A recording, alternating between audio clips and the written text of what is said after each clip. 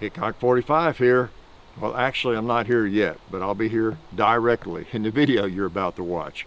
And what you're about to watch is a video that John and I recorded before we fully understood the new YouTube terms of service, all right?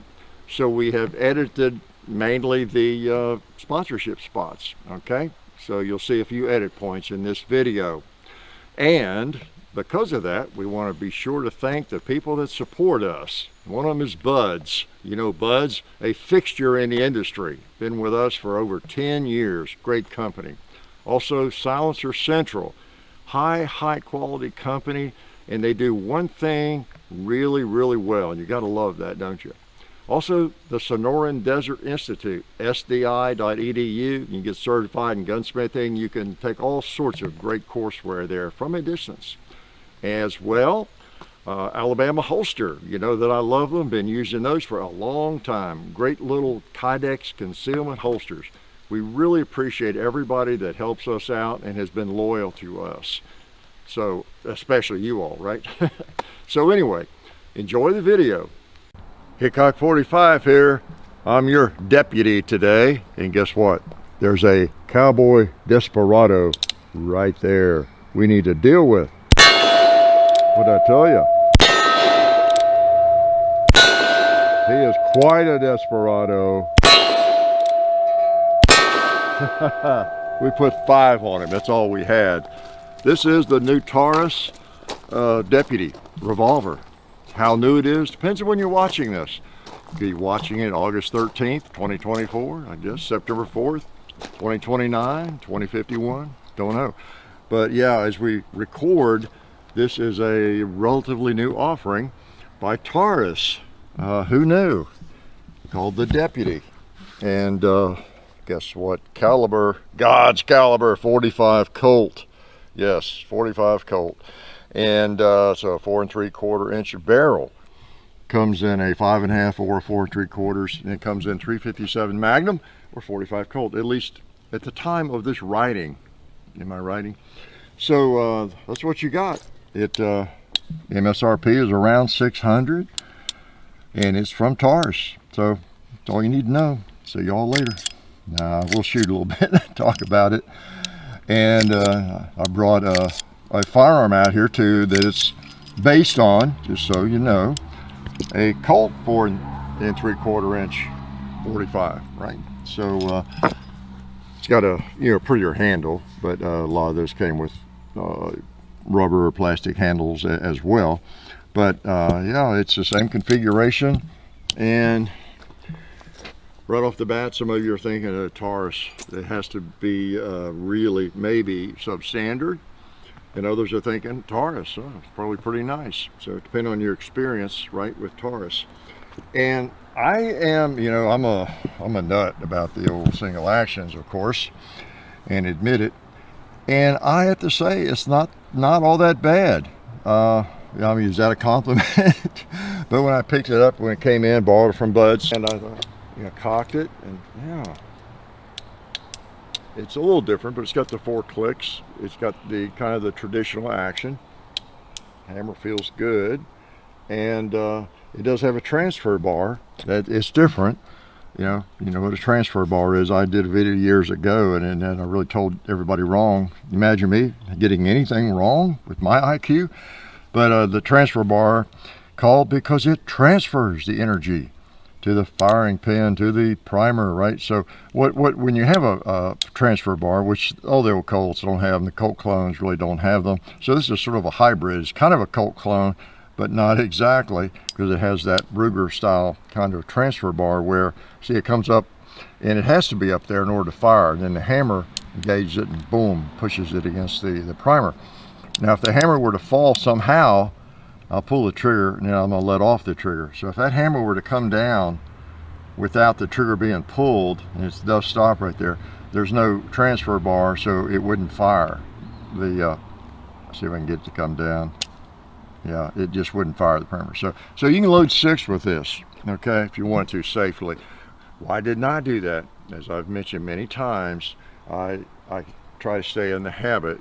It's indoctrinated into my brain to load 5, the system for doing that, you know, and if you've ever done cowboy action shooting, you know, all that kind of thing, it's just the way you operate, okay? And in the old days as well, most cases, as John Wayne said, unless your insides tells you to, you're going to need a 6th round or whatever, you're a whole lot safer to load 5. Now, there are people out there really activists about that and get very upset, you know, with me and other people that recommend loading 5 in the old actions, and they can't believe anybody would do that. It's totally stupid. So travel at your own risk. So you want me to shoot it again? I'm not gonna, you know, bash it, comparing it with this beautiful Colt. This is a 2nd generation Colt. It's just what I had handy in a 4 3/4 inch barrel, just to show you it is the same. Most of these came either nickel or color case hardened and blue. This one is just blue, black, whatever it is, not color case hardened. And you know, some ways that's fine. If you're not going to do the color case hardening well, just don't bother. Just go ahead and blue the frame. That's kind of my attitude. I know if you've been into firearms very long at all, you have seen some really lame color case hardening on firearms. Many of them coming out of Italy and around, and maybe some of them made in the US, I don't know. But it's not easy to do well. And some of it is done with acid in different ways and trying to simulate that. And sometimes it comes out okay, and a lot of times not. But anyway, and my take on that is, if you don't have a system that's pretty good, just go ahead and blue the whole firearm. Not a problem. Maybe nickel it, make it out of stainless, you know, paint it green with some green paint. I don't know. I do notice, you probably see that, and it hadn't loosened, I don't think. That screw protrudes a little bit. You know what, it's actually backed out a little bit. I don't have a screwdriver with me, but I do always, well, where is my knife? I must have stuck it in the other pocket. I bet John has one. Where'd that go? I was just using it. That's the problem. Okay. And now I'm not going to booger up the gun, obviously. This is the kind of thing, you know, redneck. Yes, that screw tightened up. I've got a knife. I just want to see if it's like really loose here.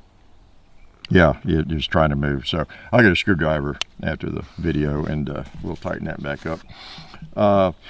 If we notice any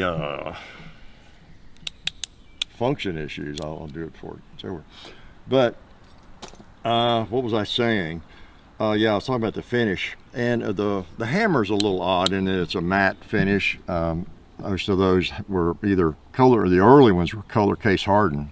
You know, I think on the sides and maybe blue on the top. There've been various variations of that. This one is what most of them I've seen are, and you know, they're white metal on the side and they're blue on the top, that sort of thing. Okay. And of course, that one's not loaded. I don't load any of my Colt single actions unless I'm going to shoot them. So there you go. You know, and it seems fairly solid. I mean, I don't want to act too surprised. That sounds pretty negative for, you know, Taurus or whatever. But I know single actions and the feel of them. I've got 1st generation, 2nd generation, 3rd generations. You know, I've had Brugers. I've got Vaqueros. I've had the Ubertis. We've shot a lot of different ones here. And so hopefully my lame opinion means a little bit. I don't want to oversell it, but it doesn't feel bad. It really is. I'm surprised. It feels solid. Let's shoot it again.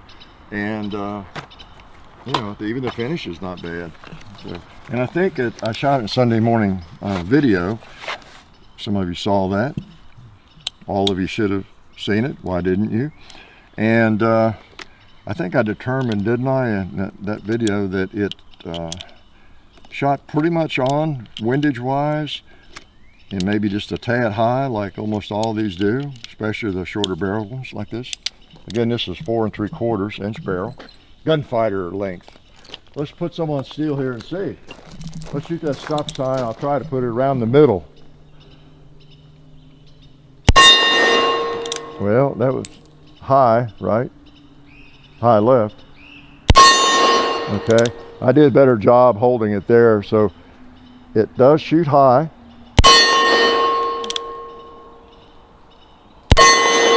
I need to do that with 2 hands if I'm going to try to shoot a group, but I just wanted to verify that the windage seems pretty much on, and it shoots a couple inches high. Boom. Yeah, I can't shoot left-handed unless I really focus and I have a big target.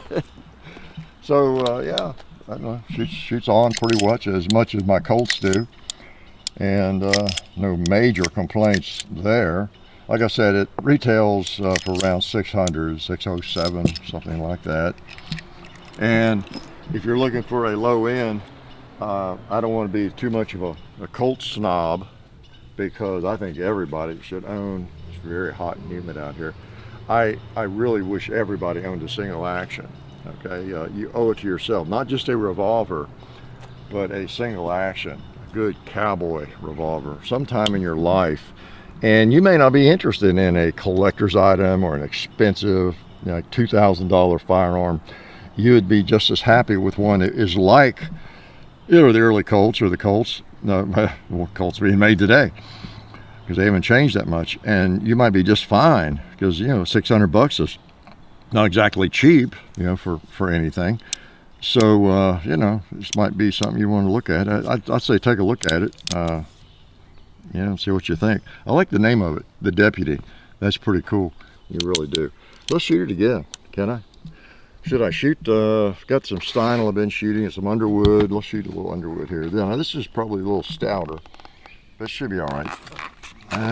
Let's shoot. I shot any of these in 1,000 feet per second. Am I in the right? Yeah, 45 long Colt. That's a little stiff, but it should be okay. It's a modern firearm. It's not what you would. Yeah, it's not in the plus P category. I'm gonna put 3 of these in here. Have I done this yet with these? This is good ammo, but I don't want to overdo it with a Colt.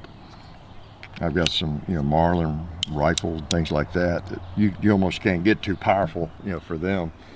But let's shoot these, see how they feel. Let's put one on that paper, see if it goes through it. I'll get more recoil with this now. Yeah. Let's shoot something, since it's got some energy behind it. Let's shoot a water bottle. Yeah, and a pot. Let's poke a pot with it. Okay, I want to make sure I hit it. Yeah, right through it. So I just loaded 3. That's cool. 1,000 feet per second, nothing to sneeze at. 255 grain bullet. Yeah. So these are not heavy guns. Generally, the single actions, Colt clones, and this is not a pure Colt clone, but they're not all that heavy, and they kick a lot if you put something in there really hot, and they're not meant to be magnums. You don't want to shoot 44 Magnum in there, probably, right? So one thing I'll point out, if this thing sounds like something you'd be interested in, or whatever the brand, a single action like these, Colt clone, whatever, but you like 357 Magnum, that's your favorite chambering. Maybe you even prefer a little bit longer barrel, and they are easier to shoot well with the longer barrel. Bear in mind that they're heavier. This same gun in 357 will be heavier, and I'll wait while you think about that, because if you have no idea why it would be heavier, it's a bit of an IQ test for you. Yeah, think about it. Same gun in 357-38 versus 45. Yep, okay, almost all of you figured out. Clyde, sitting in his basement, had a little trouble with it. But yeah, you got a smaller hole in the chamber, in the cylinder, smaller hole in the barrel. Outer dimensions are all going to be the same, and guess what that does? Adds more steel to the firearm, doesn't it? Oh, speaking of that, in the literature and on their website, it calls it an all-steel gun, and when you go down through the specs, it says barrel, steel, I think, and then frame, steel, cylinder, alloy steel. I said, oh, okay. I don't know what the difference might be there, but that's what it says. Okay, so for whatever that's worth. And it's got a big, you notice the base pin's a little different.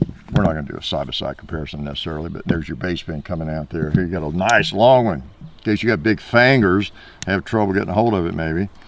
And cylinder comes out and everything the same way. So, you know, pretty nifty revolver. It feels like it's made well. Now, if you have one and you have fired it, or you've had trouble, or you've not had trouble, let us know. But just messing with it 2 or 3, 4 times, yeah, not bad. Not bad. I probably won't be able to get this back in, but I struggle with these sometimes, whether it's a Colt or whatever. Okay. All right. So we'll shoot again. And yeah, what else did you need to know about it? I think I put some ballast on it. Yeah, a little bit. Yep, no Talon grips yet. Okay, but you know, pretty nice. You know, doesn't look bad. Pretty nice finish. The Colt, well, 1911s generally single actions. They Colt Python, you know, some double action revolvers. They just generally take a fair amount of you know, fitting or handwork, and it's hard to make them really cheap. You're not going to find a $200, you know, 45 Colt like this, or a $300 one, that kind of thing. And so if somebody can put one together that is pretty solid, seems pretty solid, you know, that's pretty nice. And the Ubertis, the Italian guns, come in this price range as well, and they do great jobs. So you can get one of these things without mortgaging your house, put it that way. So why don't we shoot some of these old Tombstone rounds that John and I picked up, I think our first trip to Tombstone, I don't know, 10, 12 years ago or something. And they've even got the head stamp, Tombstone. Does that mean Wyatt Earp carried these? Maybe. Okay, got 6 out, let's put in 5. All right, half cock. You know, the old loading. This could be the first video you've seen from us, or the first video you've seen in the world. Okay, you load one, you skip one, and then load the next 4.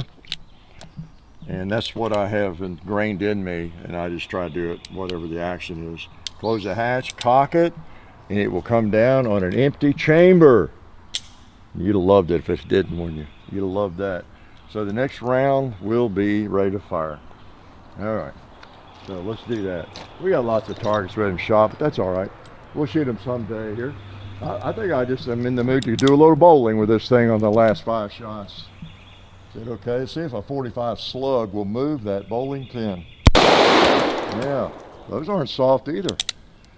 How about that paint can, that old paint can? You got a pot in process. Maybe I can hit that 2-liter on top of the tree there. All right, print's a little high. All right, got him. All right, what do I have left? There's a, let's hit that.